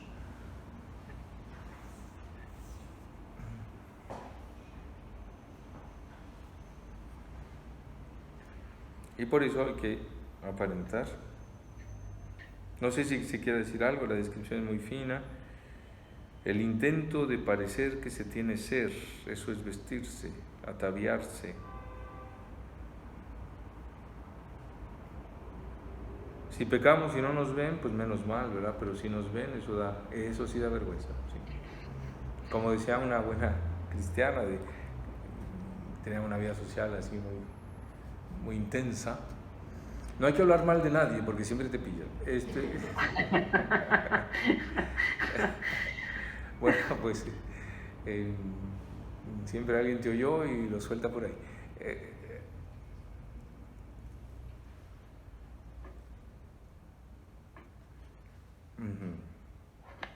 Sin embargo, ahí veo una pequeña contradicción porque en el Cantar de los Cantares la mujer se viste para el marido, se viste para que la ve, o sea, se engalana para su marido. Entonces también sería un ataviarse, ¿no? Sí, dice Inés que en el cantar pues se da esta mujer arreglada. Bueno, en el cantar... Bueno, en la vida de quiero decir. En el cantar la mujer se viste y se desviste, o sea, las dos cosas. Sí. Siempre para el marido, ambas cosas. Claro, pero el contexto de amor hace que esto cambie, ¿no? Sí. Quiere agradarle a él. No tiene miedo de no ser aceptado. Sí. Que eso es lo trágico. El esfuerzo de pensar que ahora sí he encontrado el modo de ser aceptado, sí. Por eso es tan importante la infancia, en donde uno es aceptado como es por sus padres, por su familia, y eso da una base para el resto de la vida. Si eso falta, pues habrá que buscar entonces la aceptación, o en una ideología, o en un estilo de vida, sí, de muchas maneras. Aquí representada simplemente por el vestido.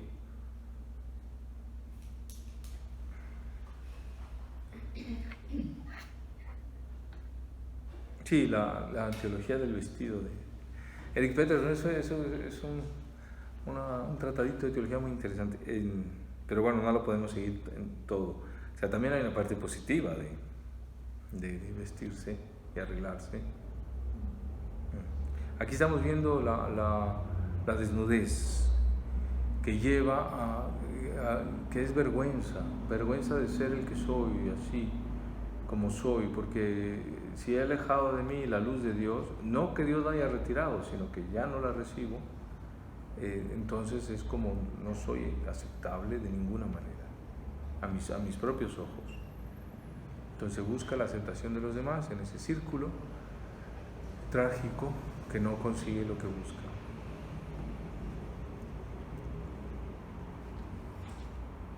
Uy, vamos muy lentos, vamos a dejarlo mejor.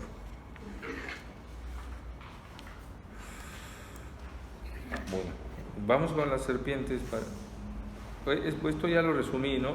Mejor saltamos, se puede leer. Es esa descripción de la serpiente como burlona, ¿sí?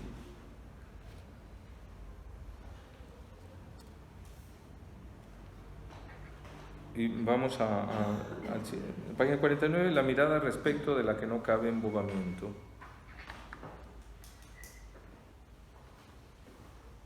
Leo. Sí, por favor. La desnudez expresa, ante todo, ese derrumbamiento del personaje que pretendía crear la vestimenta. Pero la desnudez no se sitúa solamente en el plano de las relaciones entre los hombres. Tiene ante todo su importancia en la relación con Dios. Job ha descrito sus efectos: sentirse espiado, observado, sentirse juzgado por el Todopoderoso, por aquel cuya mirada uno sabe en el fondo que es absolutamente lúcida. He aquí la desnudez que ha experimentado el hombre una vez pecó. Bajo la mirada de Dios se ha dado cuenta inmediatamente de que había cortado la raíz de la vida. ¿Por qué? Al haber dudado de la bondad del Padre, había seguidamente sellado esa duda con un gesto que la confirmaba como un sello al pie del acto. Cuando el hombre ha terminado con el gesto de comer del fruto, quería decir: en el fondo reconozco que Dios es aquel que quiere mantenerme humillado y que para llegar a ser uno mismo un Dios hay que liberarse a toda costa. Comer del fruto implicaba esta interpretación de los motivos de Dios. Por este gesto se rompía el clima de confianza, el abandono filial en las manos de un Padre cuyo amor por nosotros habría de ser nuestra única riqueza. Al romperlo, el hombre sabe que ha roto con la fuente de la vida, porque no se puede recibir de parte de Dios una vida que se renueva sin cesar, nada más que si se permanece fijo y unido a Él en todo su ser. Pero el hombre, queriendo convertirse en un Dios, ha cortado en sí esa relación de apertura total y confiada, única que le habría asegurado la vida. Bien, sí. Bueno, creo que es clara sí, lo que se pierde es lo que se describirá enseguida en la segunda parte de este capítulo. Lo que se pierde es el sentido de Dios, porque Dios ha sido desfigurado. El hombre que le ha fallado a Dios, que ha traicionado el amor de Dios como Padre, entonces se justifica deformando a Dios. En realidad no era un padre, lo tenía que hacer. Sí, tenía que revelarme, porque esto es el único modo de ser yo. Sí, eso hoy se ha acentuado mucho con la teoría de la cultura que empieza con el asesinato del padre, ¿no? Tesis freudiana, un poco fea, pero bueno, sí, el asesinato de Urano, ¿no? La necesidad de revelarse al Padre para ser uno mismo, estaba muy presente en la cultura moderna de muchas maneras. La mala prensa que tiene el Padre, ¿sí? A diferencia de las épocas antiguas, el Padre venerable. Esto se ha estudiado mucho, ¿no? El Padre ausente, la visión de la paternidad como vacío,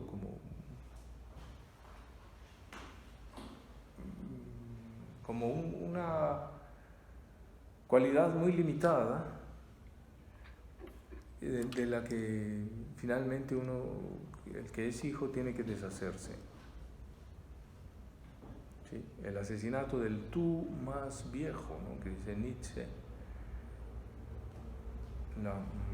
el asesinato del padre, dice Freud, sobre la imagen mítica.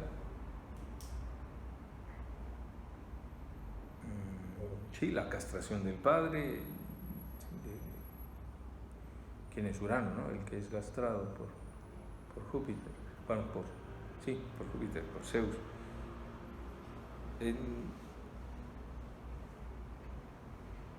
Entonces volver claro, esto en la cultura moderna, pero ya eso ya está presente desde el pecado original, esta visión de Dios que no es buen padre, del que hay que deshacerse para ser uno mismo. Pero esto es según Barthélemy, una autojustificación de haber fallado a Dios. En lugar de reconocer, pues sí, no lo hice bien yo. No, es que Dios no lo hacía bien y tuve que hacer lo que hice. En fin, empieza la segunda parte, el Dios desfigurado. Aquí todo se vuelve más y más hondo.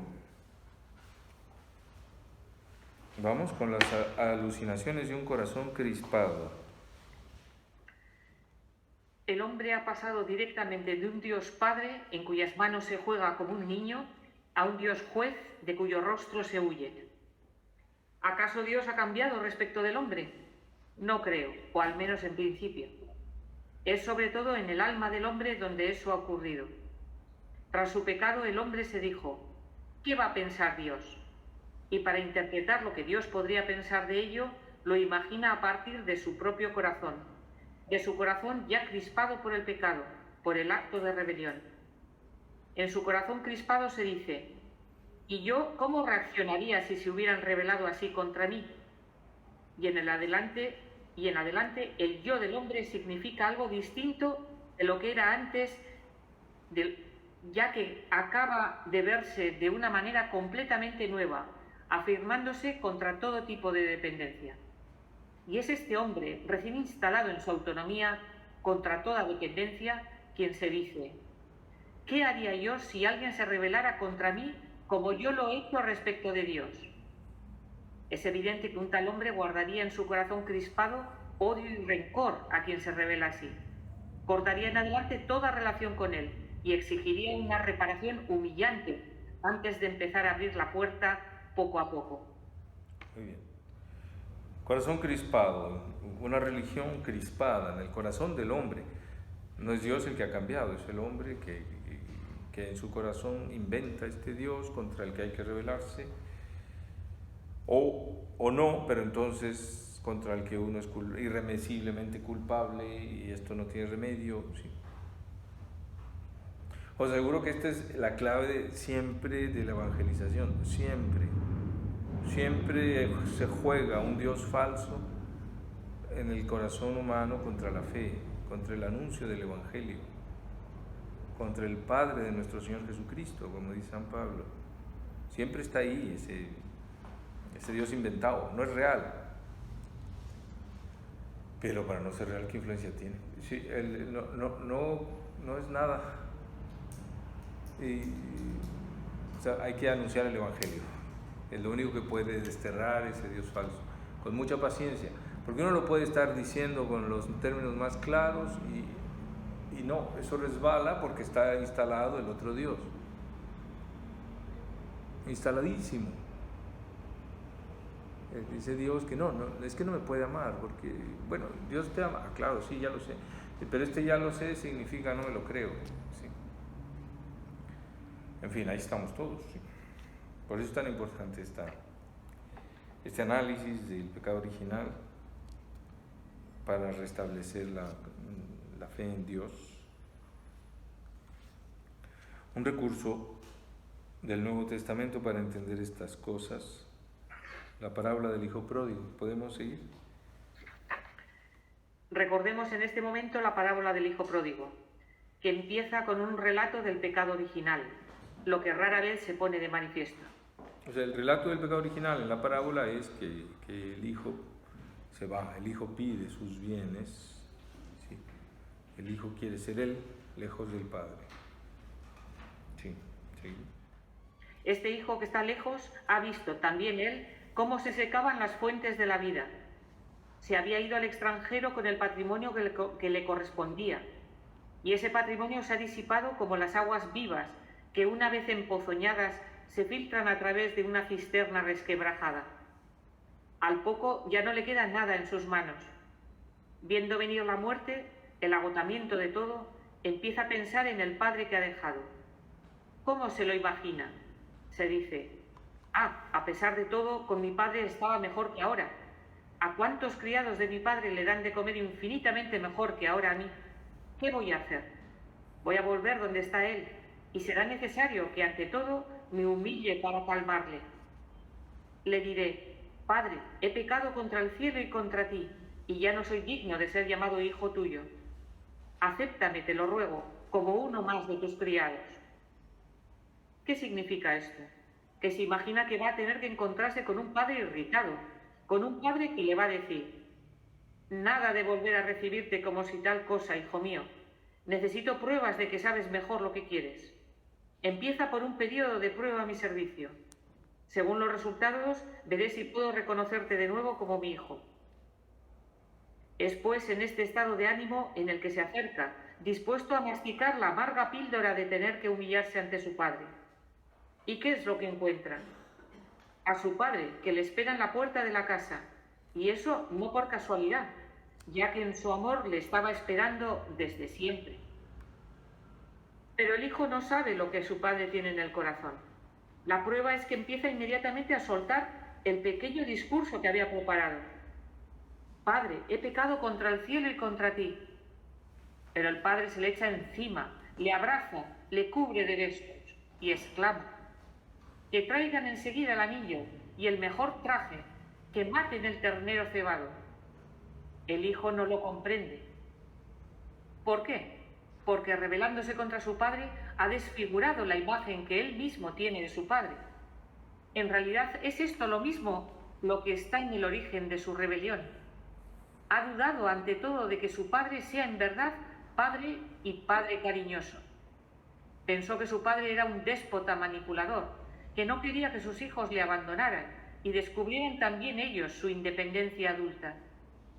Es haciéndose fuerte en esta interpretación como el padre se hace en realidad un padrastro, alguien que lo que quiere es conservar a su hijo a su lado a toda costa, para que le sirva y para el que la felicidad de su hijo no cuenta en absoluto.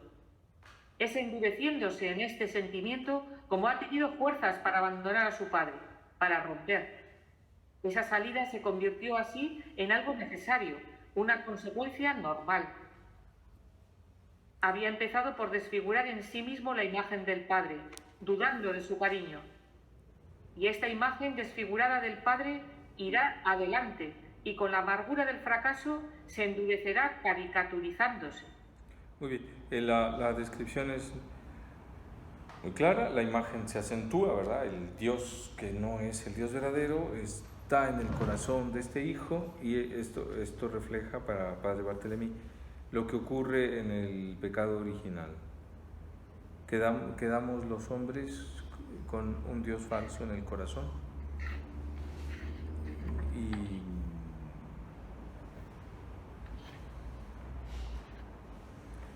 y surgió el miedo a Dios. Empieza el pecado original es también esto, es miedo a Dios. Pasamos a la página 53. Pues bien, el mismo malentendido fue el que separó al hombre de Dios con el primer pecado.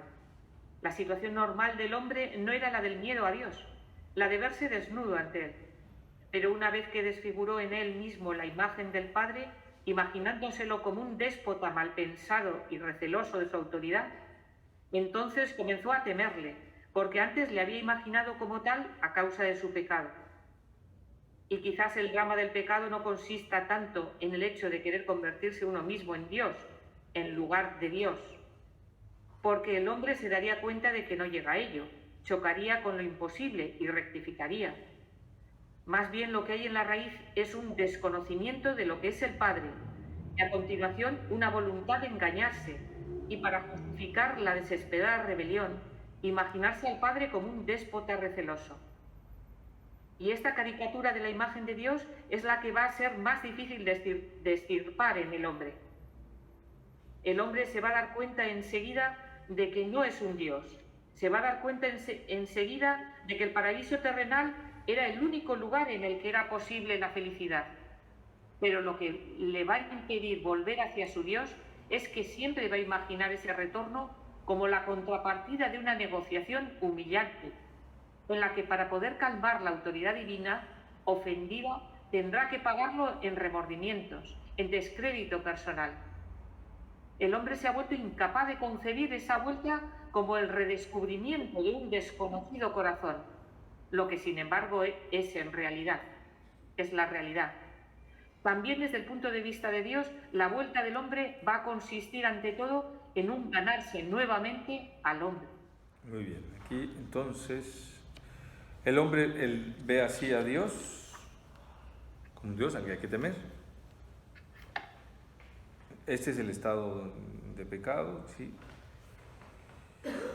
¿Cómo volverá el hombre? ¿Qué hará Dios para recuperarlo, para recuperar la confianza? La humildad consiste, dice Adrien von Speyer, en dejarnos amar por Dios tal como somos. Pero eso es lo difícil. Aquí se ve por qué. Tal como somos, no. Tal como somos, Dios no me puede amar. ¿Sí? Volver a Él es someterse a una humillación. Surge esa religiosidad tortuosa, esa psicología religiosa que hace daño, esos arrepentimientos que no terminan, que no conocen la alegría. Así que es Dios el que lo tiene que hacer, es lo que dice Barthélemy, y empieza con una dulzura insoportable. O sea, Dios se acerca, pero ¿cómo lo hará para que este hombre temeroso que no puede soportar que Dios se acerque? Es lo que empieza a describir nuestro texto. ¿Seguimos?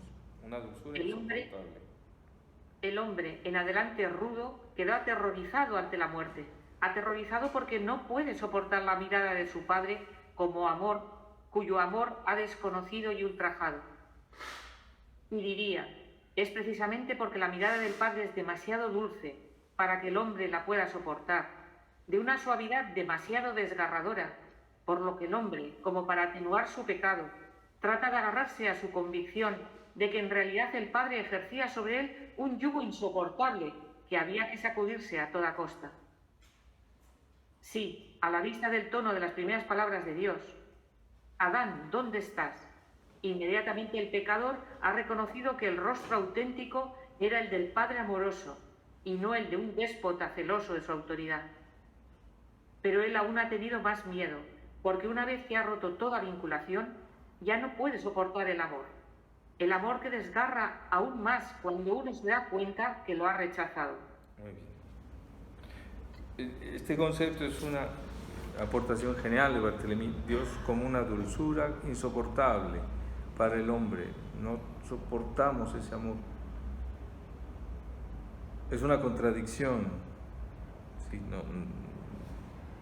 uno sabe que no lo merece y dejarse amar sin merecerlo es lo más difícil. Sí, también lo describe muy bien C.S. Lewis en Los Cuatro Amores. Nos gusta que nos amen porque merecemos amor, pero que nos amen cuando no lo merecemos nos humilla. Pero bueno, es que ese es el único camino.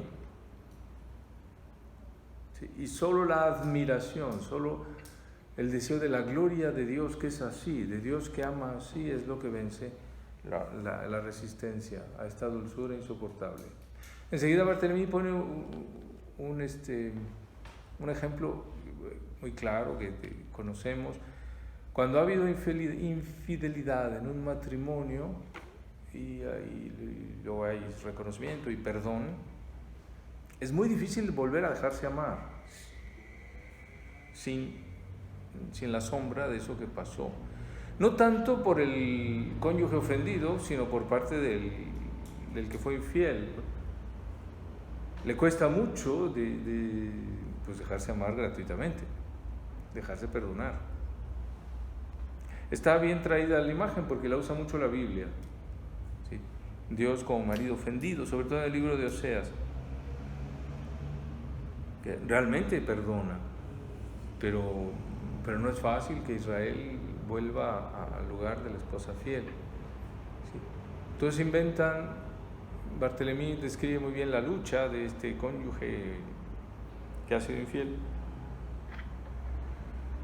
que está siempre entre la justificación, pues es que el matrimonio no es posible, es que este hombre o esta mujer es imposible, y bueno, yo tenía que hacerlo, sí, tenía que tener ese... No, en lugar de decir, basta, aquí, realmente no importa, realmente hay remedio, realmente el perdón cancela. Eso es lo que no es tan... lo que no llega tan fácilmente. Se podría poner el ejemplo del aborto, la mujer que ha abortado y que la memoria del cuerpo es fuerte, ¿no? Y bueno, la acusación de lo que se hizo impide dejarlo ya, aceptar que hay perdón, que sí hay remedio, que Dios lo pone. Que Dios no se queda con este pecado como argumento, sino que no le interesa. A veces se dice que es que a Dios se le olvidan los pecados confesados, y es un buen modo de decirlo. Pues es que ya no sé a qué te refieres. En fin, pero ahí está Dios intentando ganarse la confianza de los hombres. Ay, me sabe mal terminar así tan rápido. El siguiente apartado, una humanidad que ganarse, describe a Dios atrayéndose al hombre con la imagen de uno que se atrae a un pajarillo, ¿no? Primero pone en la ventana un poco de pan y el pajarillo viene, ¿sí? La ventana cerrada, porque si ve la ventana abierta no viene, se lo lleva y así todos los días, hasta que un día deja la ventana abierta y el pajarillo ya habituado llega, ¿sí? Y así pasa el tiempo hasta que el pan está dentro de la habitación, en la mesa, entonces el pajarillo entra. Algo así es Dios.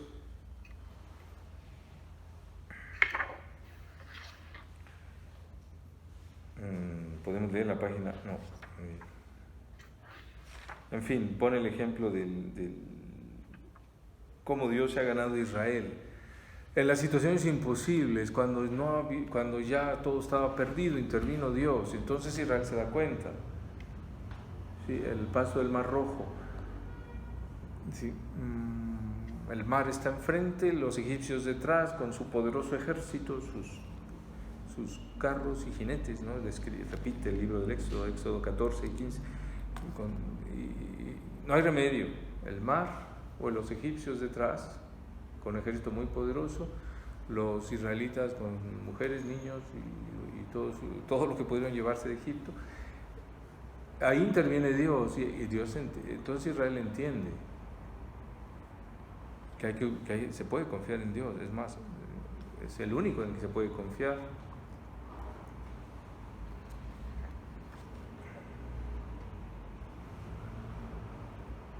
Leemos en la página 56, para remodelar la imagen, en ella la imagen de Dios. E Israel aceptará la mano de este Salvador que le guía, ya que ella le ha librado de la muerte, y después aceptará también la mano de este Salvador que le remodelará de nuevo. Es necesario en verdad que Dios remodele en el hombre su imagen, la imagen de Dios, porque el hombre fue hecho a imagen de Dios, pero ese mismo hombre huye de las manos de Dios, que le había modelado, y ha caricaturizado en él la imagen de Dios. Por tanto, Dios no se podrá dar a conocer al hombre sin remodelar previamente en él su imagen, sin empezar por remodelarle a su imagen. Si la palabra paternidad vuelve a querer decir para el hombre lo que quiere decir para Dios, si la palabra amor empieza de nuevo a significar para el hombre lo que significa para Dios, dicho de otra forma, si Dios remodela en el hombre su imagen, el hombre podrá algún día reconocer de nuevo a Dios. Pero para modelar de nuevo al hombre a su imagen, hace falta que Dios agarre de nuevo a este hombre esquivo y aterrorizado, que huye de su presencia, llevándose consigo esos restos de agua viva robada, y que se agota en una muerte sin esperanza. Es a este hombre que huye de su Dios y que va hacia la muerte al que hay que agarrar. No cabe remodelarle de otra forma, pero no puede agarrársele nada más que el día en el que, ante la muerte y ante la destrucción, esté dispuesto a aceptar que una mano le guíe fuera del país de la esclavitud, lejos del abismo insondable de las aguas del Mar Rojo. Muy bien. Esta es la experiencia fundacional del pueblo de Dios, de Israel. Dios es un Dios que libera. El amor de Dios es tal que no domina, sino libera. Experiencia fundacional que tendrá que seguir modelando el corazón de Israel. Esto se convierte en el memorial, en la liturgia de Israel. Es sobre todo la liturgia judía, es recordar el paso del Mar Rojo, la Pascua.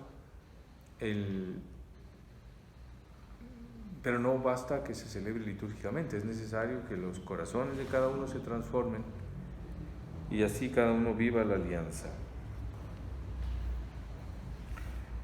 Esto fue hace 3200 años, termina nuestro capítulo, es decir, hacia el año 1300 antes de Cristo, la época de Moisés. El amor de Dios es tal que no domina, sino libera.